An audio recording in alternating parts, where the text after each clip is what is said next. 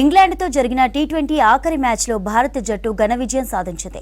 ముంబైలోని వాంఖడే స్టేడియం వేదికగా జరిగిన మ్యాచ్లో 150 రన్స్ తేడాతో ఇంగ్లాండ్ను భారత్ చిత్తు చేసింది.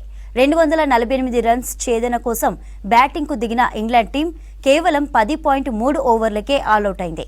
ఇంగ్లాండ్ టీంలో ఫిల్ సాల్ట్ హాఫ్ సెంచరీ చేయగా జాకబ్ బెథెల్ 10 పరుగులతో 2 అంకెల డిజిట్ సాధించారు. భారత బౌలర్లలో షమి 3 వికెట్లు తీయగా వరుణ్ చక్రవర్తి, శివం దూబే, అభిషేక్ శర్మ 2 వికెట్లు పడగొట్టారు.